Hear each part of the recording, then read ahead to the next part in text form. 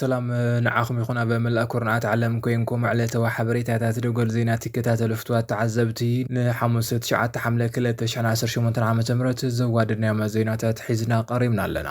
ንሰናይ ምክትታልኩም ብምዕዳም ብቐጥታ ናብ ዝርዝር ዜና ክነስግረኩም። ጀነራል ጻድቃን ገብረትንሳኤ ስጉምቲ ክወስድ ተሓቲቱ። ኣይተ ዓምዶም ገብረስላሴ ኣብ ልዕሊ ጀነራል ሳሞራን ጀነራል ዮሃንስን ስጉምቲ ንክወስድ ናብ ጀነራል ጻድቃን ጥርዓን ከም ዘቕረበ ተገሊጹ። ጀነራል ጻድቃን ድማ ስጉምቲ ከም ዝወስድ ተገሊጹ ኣሎ። ኣብ ክልል ትግራይ ዝጀመረ ውሽጣዊ ፖለቲካዊ ምስሕሓብ ስልጣን ናብ አዲስ አበባ ምስ ከደውን ከም ዝቐጸለ ይንገር ኣሎ። ኣቦ እምበር ውድብ ዓረናን ሓደ ካብ መራሕቲ እቲ ደለይቲ ለውጢ ምንቅስቓስ ዝኾነ ኣይተ ዓምዶም ገብረስላሴ ንዕላማ ናይ ዕንቅፉን ኣለዉ። ኣብ ልዕሊ ዝበሎም ላዕለዎት ጀነራላት ስጉምቲ ንክውሰድ ናብ ነበር ምክትል ፕሬዚዳንት ጊዜያዊ ምምሕዳር ትግራይ ጀነራል ጻድቃን ገብረትንሳኤ ወግዓዊ ጥርዓን ኣቕሪቡ ኣሎ። ጀነራል ጻድቃን ብወገኑ ነቲ ጥርዓን ተቐቢሉ ኣብ ዝሓፀረ እዋን ስጉምቲ ከም ዝወስድ ኣፍሊጡ እዩ።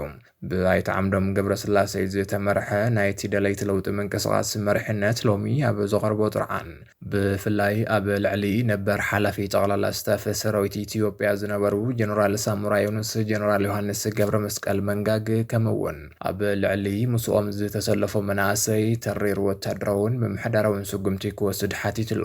ኣይተ ዓምዶም ገብረስላሴ ኣብ ዘመሓላልፎ መልእኽቲ እዞም ዝተጠቐሱ ጀነራላትን መናእሰያትን ንመስርሕ ለውጥን ጸጥታን እቲ ክልል ሓደጋ ብምዃን ዕንቅፋት ይፈጥሩ ከም ዘለዎ ገሊጹ።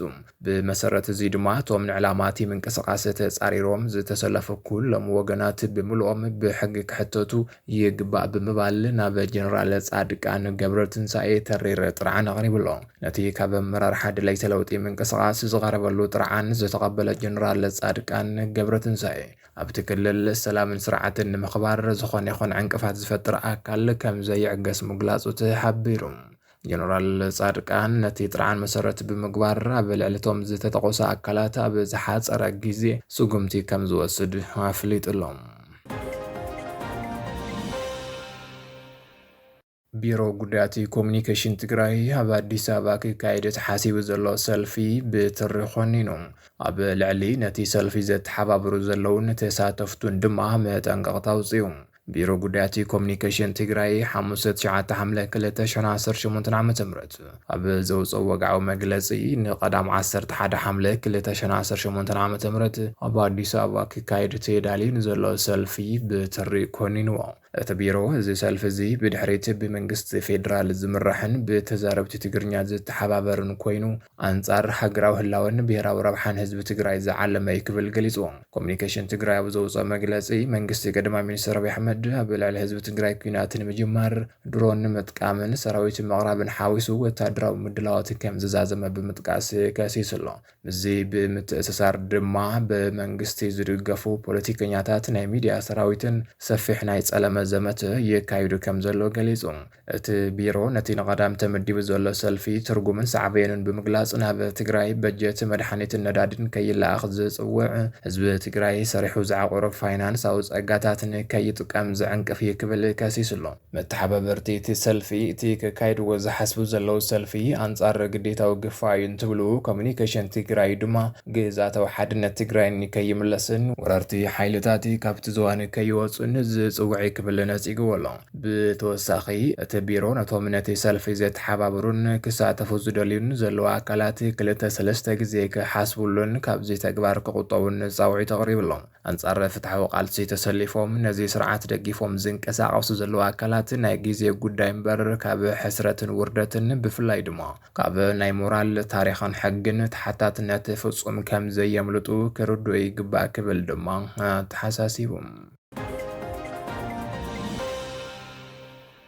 ኣብ መንጎ ሰራዊት ሕወሓትን ዕጡቓት ፋኖን ኣብ ዋጃን ጥሙጓን ዝተጀመረ ውግእ ከቢድ ክሳራታት የስዕብ ከም ዘሎ ተገሊጹ። ኣብ መንጎ ኣርሚ 24 ኢሉውን ዕጡቓት ፋኖ ኣብ ከባቢታት ዋጃን ጥሙጓን ዝተጀመረ ሓያል ተኽሲ ምልውዋጥ ካብ ክልቲኦም ወገናት ከቢድ ሰብኣውን ማተርያላውን ኪሳራታት የውርድ ከም ዘሎ ተገሊጹ። እዚ ቅድሚ ሕዚ ብመሰረት ስምምዕ ጽምዶ ሓቢሮም ክንቀሳቐሱ ዝጸንሑ ሓይልታት ሕዚ ብሰንኪ ዝተፈጠረ ምፍራስ ስምምዕን ክድዓትን ደምና ብምፍሳስ ተሰጋጊሮም ከም ዘለው ተገሊጹ። ካብቲ ከባቢ ዝሰርሑ ሓበሬታታት ከም ዝሕብርዎ እዚ ኣብ መንጎ ክልቲኦም ሓይልታት ዝጸንሐ ምስሕሓብ ናብ ገደብ ኣልቦ ውግእ ዝተቐየረ ኮይኑ ብፍላይ ኣብ ዋጃን ጥሙጋን ከቢድ ኪሳራታት ዘጋጠሞም ብምሬ ወዳጅ ዝምርሑ ዕጡቓት ፋኖ ናይ ሕነ ምፍዳይ ስጉምትታቶም ኣሓይሎም ቀጺሎም ከም ዘለው ተገሊጹ። ብመሰረት ዝተረኸበ ናይ መረዳእታ ሓበሬታ ድማ ዕጡቓት መሬ ካብ ኣርሚ 24 ልዕሊ 5 ወታደራት ክቐትሉ ከለው ቁጽሮም ብንጹር ዘይተፈለጠ ካልኦት ኣባላት እቲ ሰራዊት እውን ተማሪኾም ተወሲዶም ምህላዎም ተገሊጹ። እዚ ሓድሽ ወታደራዊ ምትፍናን ክለዓል ዝኸኣለ ቀንዲ ምኽንያት ሕወሓት ነቲ ዝነበረ ስምምዕ ሰላም ብምፍራስ ኣብ ልዕሊ ዕጡቓት ፋኖ ናይ ምቕታል ስጉምትታት ብምውሳድ ምዃኑ ይንገር ኣሎ። ብፍላይ ድማ ኣብ ሰሜን ወሎ ዋጃን ጥሙጓን ሰፊሮም ዝነበሩ ዕጡቓት ፋኖ ካብቲ ከባቢ ንክወፁ ብኮሎኔል ካሕሳይ መኮነን ቀጥታዊ ትእዛዝ ከም ዝተመሓላለፈ ተፈሊጡ ኣሎ። ነዚ ስዒቡ ብወገን ወንድሙ ማሩ ሓደ ካብ መራሕቲ ትጉጅለ ዝተመርሑ ዕጡቓት ፋኖ ብዝወሰድዎ ናይ ግብረ መልሲ ስጉምቲ ኣብ ልዕሊ ዕጡቓት ሕወሓት ስጉምቲ ከም ዝወሰዱ ተገሊጹ ኣሎ። ኣብ ዝሓለፈ ዋርሕ ዕጡቓት ሓይልታት ፋኖ ኣብ ከተማ ኣለማጣ ንጹሃን ተጋሩ ከም ዝቐተሉ ዝዝከር እዩ።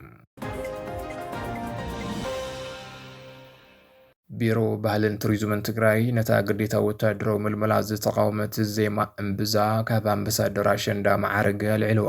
ቢሮ ባህልን ቱሪዝምን ትግራይ ነታ በመድረኸ ቲክታክ ግዴታ ወታደራዊ ምልመላ ብግልፂ ዝተቃወመት ዜማ እምብዛ ተዋሂብዋ ዝነበረ ናይ ኣምባሳደርነት ኣሸንዳ ክብሪ ማዕረግ ካብ ሎሚ ሓሙስ 9 ሓምለ 2018 ዓ.ም ጀሚሩ ብወግዒ ከም ዘልዓሎ ፍሊጡ ኣሎ። እቲ ቢሮ ብዝሃቦ መግለፂ ዜማ እምብዛ ብ2017 ዓ.ም ኣብ ዝተኻየደ ውድድር ብምዕዋት ናይቲ ዓመት ኣምባሳደር ኣሸንዳ ኮይና ከም ዝተሓረየታ ዘኻኺሩ። ይኹን እምበር ኣብቲ ኣምባሳደር ኮይና ዝጸንሓትሉ እዋን ነቲ ዝተዋህባ ክብሪ ዘይምጥንን ስምዒት ብዙሓት ተጋሩ ዝሃስን ተግባር ፈጺማ እያ ክብል ከሲስዋ ኣሎ።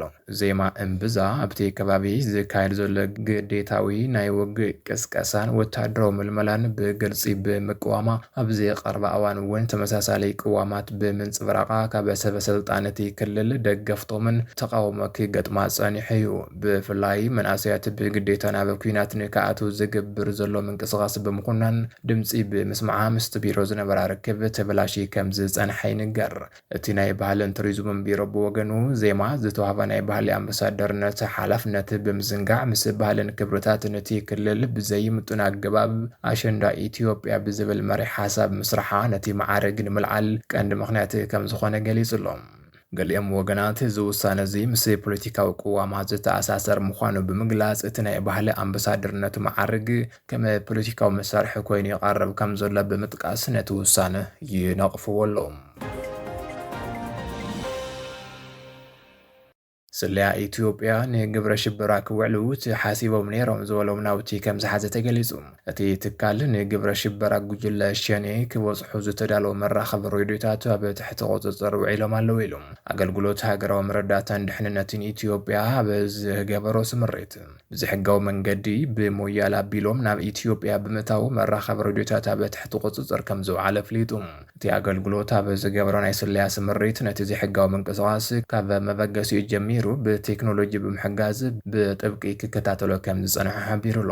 ብመሰረት እዚ ዝተገበረ ክትትል ድማ እቶም ናይ መራኸቢ ሬድዮታት ምስ ክልተ ጥርጡራት ኣብ ትሕቲ ቁፅጥር ክውዕሉ ክኢሎም እዮም። ኣገልግሎት ሃገራዊ መረዳእታን ድሕንነትን ኢትዮጵያ ስዒባ ብዝሃቦ መግለጺ ኣብ ዝኾነ ይኹን ከባብታት እቲ ሃገር ሰላምን ድሕንነትን ዜጋታት ዝዘርጉ ተመሳሰልቲ ዘይሕጋውያን ምንቅስቓሳት ንምክልኻል ምስ ካልኦት ኣካላት ጸጥታ ብምዃን ዝተዋደደ ስምሪት ይገብር ከም ዘሎ ኣረጋጊጹ። ኣብ መወዳእታ ነፈርቲ ውግእ ኣሜሪካን ሓይልታት RSF ሱዳን ይሕግዛ ከም ዘለዋ ዘቃልዕ ጸብጻብ ወፂኡ።